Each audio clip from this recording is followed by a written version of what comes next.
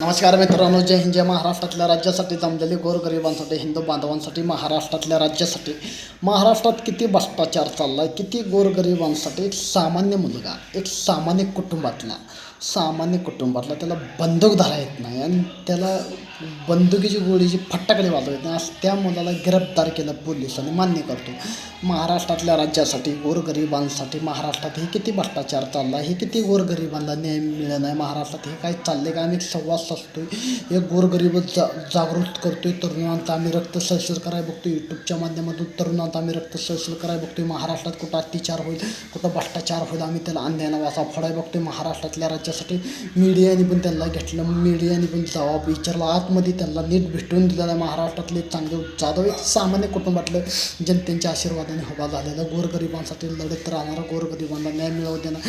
महाराष्ट्रात अटक झाली तर चालेल, जनतेसाठी माती झाली तर चालेल. महाराष्ट्रात गोरगरिबांसाठी आम्ही लढतो, गोरगरिबांसाठी संवाद साधतो, आम्ही भाषणं करतो, नवीन भाषणं करतो, नवीन लिहितो. आम्ही तरुणांना एक विचार देतो घडवून, एक तरुण पिढीत आपलं जी जागृत आहे, अरे त्या मुलावर सामान्य गोरगरिबांची दखल कोण घ्यायला नाही म्हणून तुम्ही आज त्याला गिरफ्तार केला. आईबाप गरीब कुटुंबातले करून खाणारे गोरगरिबावरने असा भ्रष्टाचार, हे अन्याय चालला आहे. महाराष्ट्रातले राज्याचे मुख्यमंत्री एकनाथ शिंदे साहेबांनी, दबंग मुख्यमंत्र्यांनी लक्ष द्यायला पाहिजे.